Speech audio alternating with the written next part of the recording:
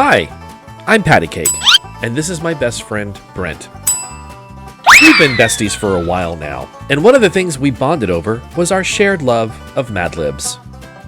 On Christmas a few years ago, Brent pitched the idea to me to create a show where we use AI art to accentuate the humor of Madlibs.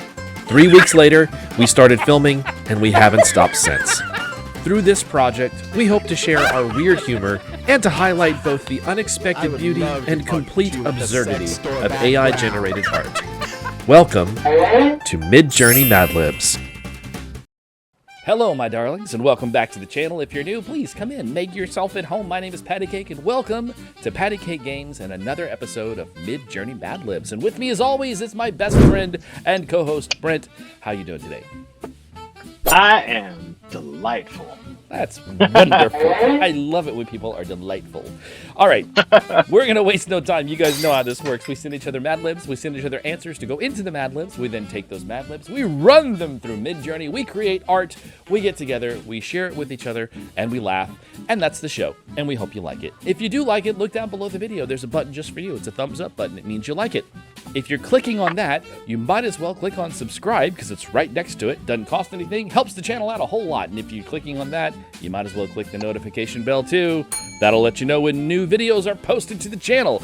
Also, if you look in the description of the video, there are a bunch of links to social media. There's a Twitter, there's an Instagram, there's a couple of TikToks. The most important one, however, is the link to the Discord. We would love for everyone to come and join the Discord so you can look at all the art that we create. We can create art together. We can talk about art. We can talk about video games. We can talk about music, TV shows, whatever you want to talk about. We can talk about whatever is on your mind. Chickens, yeah, let's talk about chickens. Chickens are weird. But anyway, we're not going to waste any time. Let's get to it. Brent, you're first.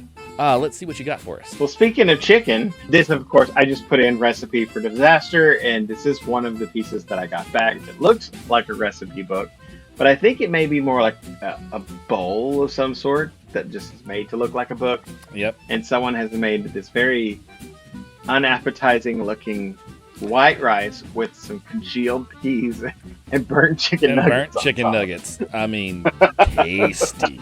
Tasty. Patrick doesn't like peas. I love peas, and I don't want those. For the grossest quiche of your life, enjoy this recipe from Whole Lotta Star educator Ralph Patrick. That does not look unappetizing. That looks like it doesn't look like it's cooked enough, but it's a quiche. Yeah, but of course, you know, I might not like this. No, because it's got asparagus in it, and you don't like asparagus. I like asparagus. I did eat some asparagus in the most recent years, and there were some concoctions of asparagus that I did not hate. So I even had seconds. But still, this one looks more like a pizza with asparagus, potatoes and bacon, ham, Yeah, it could be ham. Combine fresh tea with 2 scoops of yo-yo powder and whisk till chunky. And if you can't make yo-yo powder yourself, store-bought is fine. So I guess that's the yo-yo powder. Apparently you have to shake it off the little man. I got a lot of very weird pictures from this prompt, not surprisingly. One of them looked like a whisk that was whisking matcha. Once ulcerated, pour in infinite gallons of mayonnaise into the chicken. Oh, that's a wonderful sentence. Oh, okay. So does the mayonnaise become the man when you pour the infinite gallons in? And why does your mayonnaise come in a bottle like that? It looks like salad dressing. it looks like my Lando. Or milk of magnesia, yeah. Milk of magnolia mayo. Obstinately fold 6 pickled penguins and the zest of 2 artichokes. Oh, that's going to be very fibrous. Oh, okay. So I guess MidJourney doesn't know what artichokes are either. or penguins. Or penguins, for that matter. I don't don't think I got a single penguin at all. I did get a few birds, but I don't remember a penguin or an artichoke, to be honest. Interesting. I'm going to have to play around with those words and see if it actually knows what they are. With a simple spoon, drown the mixture into a large flagon and place on a stove.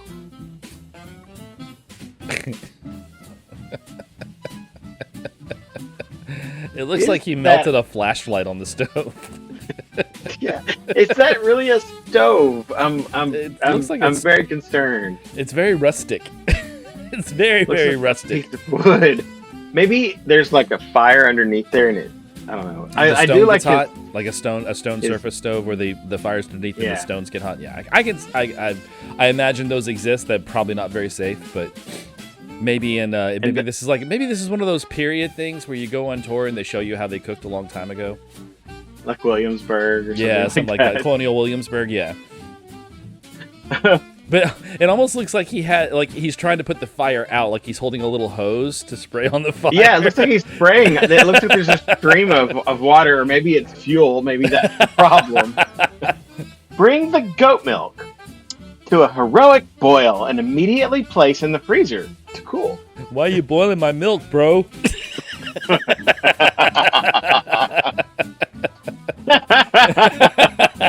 Man, this artwork is so unique and different from anything else that I got. Once frozen, I'm still like, why are we eating frozen quiche? Yeah, really? True. Once frozen, garnish with chopped jujube onions, kite melon puree, and bacon bits to serve. And that's the face you'll make when you try to eat it.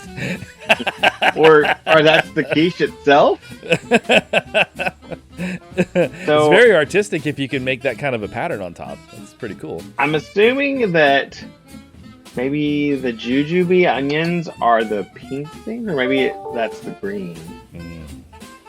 I would hope it's the pink, because you need more melon than onion, I believe.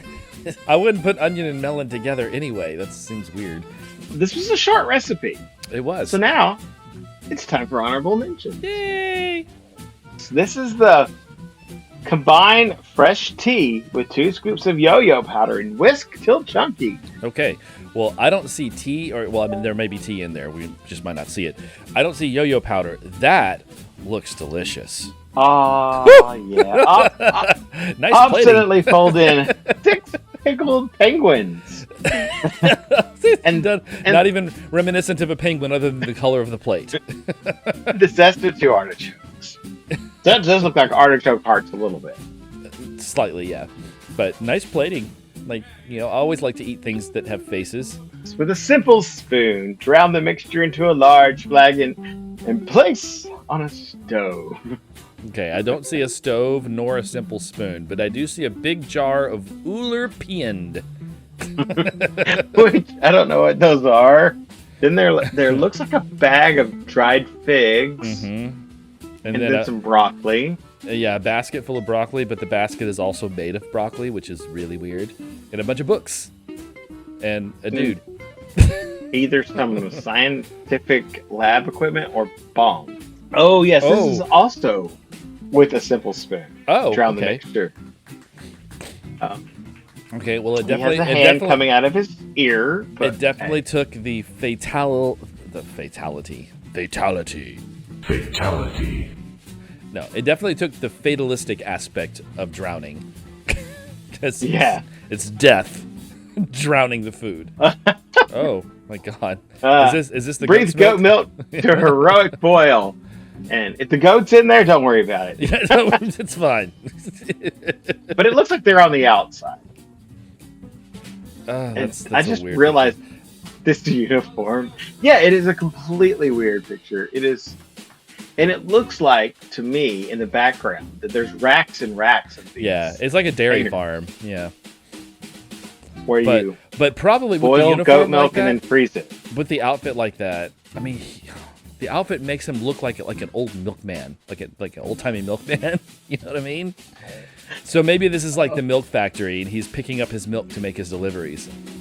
Yes. Oh, okay. That looks like a quiche. This is, I think this is one of the final products. Yeah, once frozen, garnished with chopped jujube onions, kite melon puree, and bacon bits. Okay. So, I'm guessing that onion up there is the I guess jujube that's onion. the jujube maybe. onion. I've never heard of a jujube onion. Sounds kind of gross. I'm just picturing onion flavored like chewy candy, and that's just gross to me. Anyway, it's odd and it's interesting. Yeah, food photography in MidJourney is weird. we've known that for a long time. I'll definitely give y'all more from this book because I want to see if we can really get ourselves grossed out. Maybe it was just the wrong. Well, it's possible that you did a recipe and then it was, well, no, it was QWERTY. I don't know. Yeah. I don't know. Yeah, we'll try some other ones. This would have been really fun with like a food round. Oh yeah, I was gonna say like it was for food instance, related. the one that I did. Fun. Yeah. Well, before I start my turn, I think Lady Shablagoose will probably want to tell us a story.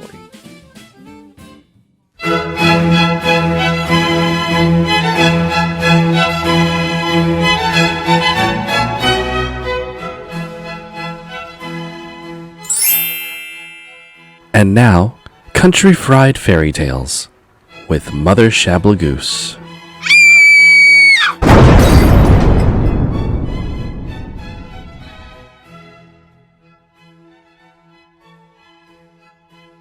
Well, this story is going to be a little bit different because I'm running out of time. Now, one fine spring morning, Thelma Turkey was foraging in the grove of loblolly pines behind the local Piggly Wiggly when she happened across a picture of a pretty cake, and it had words on it. Now, Thelma couldn't read, but she knew someone who could, and off she raced to the forest quicker than a startled squirrel. And no sooner had she entered the forest when she ran smack dab into a squirrel. After the inevitable apologies, Thelma asked Spence, he was a fancy squirrel, you see, where Cornelius the Crow was. Now, Cornelius was quite the special crow round those parts on account that he could talk human talk, and what's more, he could read human talk on paper. Off Spence skittered to find the Mockingbird Brigade. Maybe I'll tell you about Cornelius' story next time. The Mockingbirds and the Brigade were the fastest way to get news around the forest, since at least one of them could speak every animal language in those parts. A few of the older ones could speak all the languages in the forest and even beyond. One Mockingbird even claimed to speak a decent amount of Dolphin. But everyone in the forest knew dolphins weren't real. Anyway, lickety split, a loud call was heard, followed by Cornelius Crow, Corvus Extraordinaire, to service, Madam Turkey. As Corny, only his friends could call him that, landed before Thelma and Spence. He nodded to Spence, since he was a fancy fellow. The fancy fellows of the forest are quite the pretentious bunch, believe you me. Thelma counted herself among Cornelius's friends, so she said, "Hey, Corny, I think I found some human food instructions." Cornelius was instantly intrigued. "A recipe!" he exclaimed. He was eager to show off his reading skills to the other animals, but he wanted to maximize his audience first, and Spence the squirrel had already done his work for him. You see, mockingbirds are notorious gossips, and the Mockingbird Brigade was no exception. And being fluent in multiple languages meant that all manner of forest animals knew that Thelma had asked Cornelius to read something, and before long dozens of animals had arrived to see what Thelma had found. But I suppose you'll have to wait until next time, because I've plumb run out of time. Time management is a hard skill to work with. Well, for some of us. See you next time.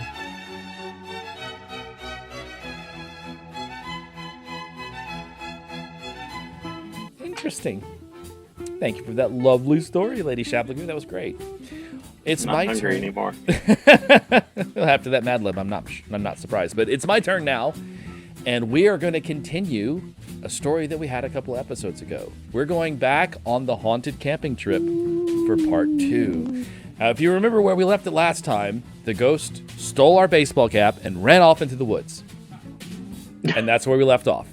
We chased the ghost into a field in the middle of the emaciated forest. And I chose this image just because it was my favorite. It's really, really cool. Yeah, the forest isn't emaciated, but this is really great. This is amazing. I love the fact that the eyes are not level, like one is lower than the other. It's really unnerving. And I like the pool of light behind him, which is really cool. It's almost like moonlight shining on him. Mm-hmm. Love it. Love this picture. It's really cool. "Give me back my apron," screamed my BFF. Yes! That is so good. And the funny part is, I don't know who's yelling at who, because neither of them is actually... Well, the girl in the blue dress might have an apron on, but you just can't... I can't tell if this is a retro kitchen or, like, something from, like, the 60s. The kind of semi-sepia tone of the picture makes it feel like this is a photograph from the 70s. Then, I tried to gobble up the ghost, but I flew right through its chin. I don't know why it gave me a giant bird, but there was a giant bird in every single picture that I got from Gobble? that prompt. Did you get any turkeys? No, I didn't get any turkeys. They were all like this. They're all like ravens. It was weird. So, she's holding a fork spoon backward. Right. And she's got a match or a candle in her hand. The table's covered in pumpkins. This is like It's Edgar Allan Poe so stuff here. strange. So strange. And the bird looks like it has worms flying out of its mouth. Well, at least they eat worms, so that's not like Yeah, super it's not super gross. But the way she's looking at it just cracked me up. Because she's like very excited and happy to see this giant bird above her table squawking really loudly. Okay, here you go, said the ghost before slurping the hat back to us. And it's Jack Black as Phyllis Diller. Phyllis Diller. I don't know. But it's weird because he's covered with like pink hair, like all over. It like goes halfway down his arms and then, oh, it's weird. It's just freaking weird. And what are these things poking out of him with little tufts on the end? It's I don't just so strange. It seems like a very elaborate drag. He does. And the glasses almost look like a superhero mask. Cotton Candy Man. You're just in time for Game 12 of the Ghost Mel's Diner series.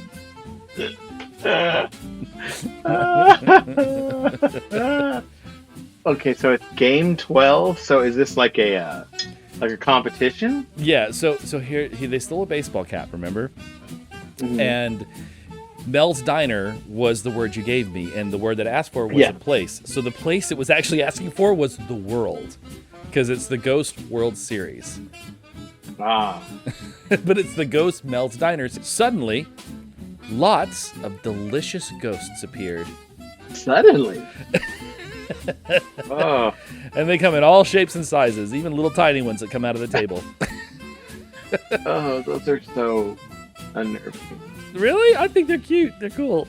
I don't know. It's something about these look like dresses, or choir robes, or actually, you know, it looks a lot like the baptismal gowns. They were all wearing matching baseball hairnets. Oh my goodness! That is. I really hope it's a chilly day because those look incredibly warm. They do. They do. I mean, and that is a lot of yarn.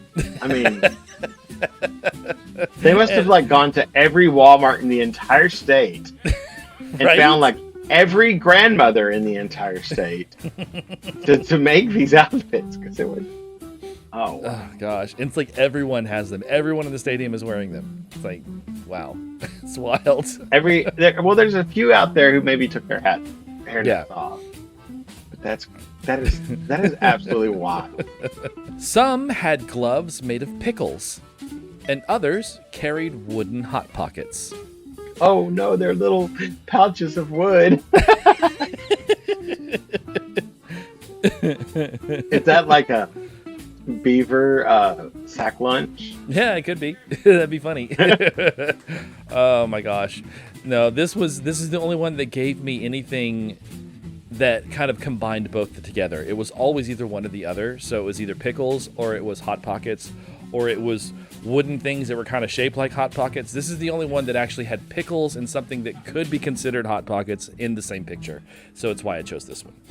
A huge crowd of ghosts descended from the milk tops. So who are the people in black? I don't know. They seem to be like dancing or something. They It's a look big like celebration. pilgrims. And then, of That course, is you know, really just weird. just to reemphasize the fact that are coming from the milk tops, there's a small glass of milk there, just to remind you. I do love drinking milk out of a mason jar. I do too. It's my favorite milk glass, and I keep it in the pantry because it gives me the perfect amount. Because I never want to have a full glass of milk. I just want a small glass of milk. So the little mason jar is the perfect thing to drink it out of. Even the ghost of Paul Hollywood was there to watch. Didn't even know he was dead. But oh, it's cool. They tried to make Paul Hollywood, though. If you're gonna do Paul Hollywood, you've got to get those blue eyes. Because I mean, yeah, that's one of the things he's famous for. But the thing is, this is, and I don't think I have any in the honorable mentions, but I can send you some if you want to see them. But there were several pictures that were spot on pictures of Paul Hollywood, but it was just a picture of Paul Hollywood. There was like nothing else going on in the picture. This is the only one that actually had something that looked like a ghost in it, you know? Yeah. Okay, so if you could peel your ceiling off, you know, the one with the little things on it, and wear it? Exactly what you're talking about. Yes, that's exactly what it looks like.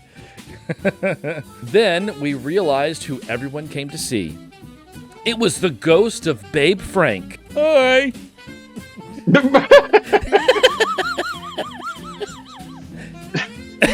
So who is that guy in the back, Babe Frank, or is one of these? I don't know.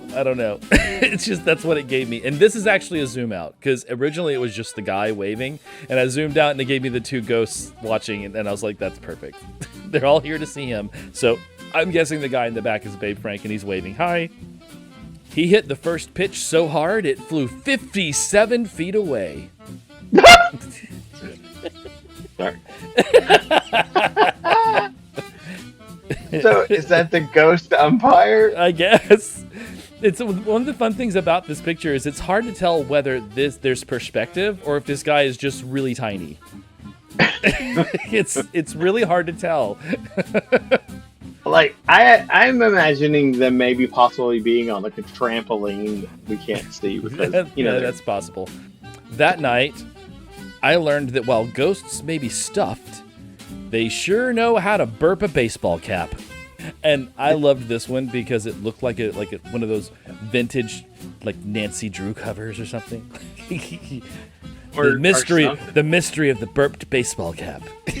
I feel like this is like a Disney movie. Oh, that too. Yeah, 70s. It could be like a Disney movie from like the late 70s and early 80s, like Bedknobs and Broomsticks or something. Haunted camping. The haunted camping trip. That's it. Are you ready for some honorable mentions? Oh yeah. This I just loved. This is the first one. We chased the ghost into a field in the middle of the emaciated forest, and I just think this is one of the best ghost pictures that MidJourney's ever given me. Yeah, because it's like fibrous, like it's such an interesting way of doing a ghost. Mm-hmm. And these gossamer webs. Yeah, and it's got like a veil tendrils over it, and it's like tendrils coming out, and then it just sort of like fades, and then of course it's super misty and foggy around, which just makes it even more eerie. Love it. And then this was, I don't remember what prompt this was, but it gave me a weird two-headed dude in the water. It's like, what is this? It looks like a superhero. Yeah, exactly. I don't know where that came from. Maybe this is like a superhero who's half hero and half villain. Oh, interesting concept. I like that. But the really weird twist is the guy on the left is the hero and the guy on the right is the villain. Chucky. This is you're just in time for Game 12 of the Ghost Mel's Diner series. Weird. There's so much weird. There's a flaming child. There's a guy, another kid throwing a tantrum, and then there's Chucky up in the front. It's just weird. This was, they were all wearing matching baseball hairnets. And I remember seeing this and thinking, oh, so the League of Their Own had a wedding. That is so cool. Well, you know what it was when the boys came back from the war. Some of them just were like, "Oh wow, baseball wife, how cool would that be?" Right? She'll never be mad at me for being on the road. That's right. She'll want to go on the road. She'll want to go on the road with me. Exactly. He hit the first pitch so hard it flew 57 feet away.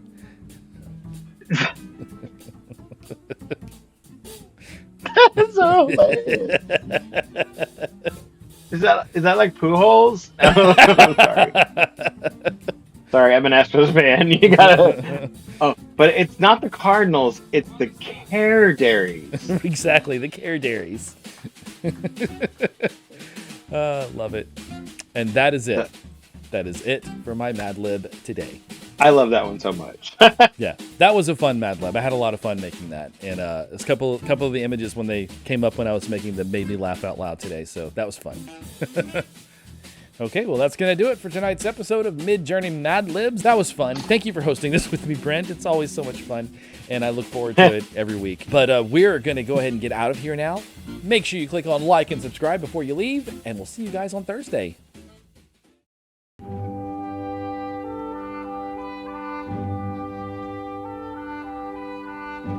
Like and subscribe. The algorithm demands it.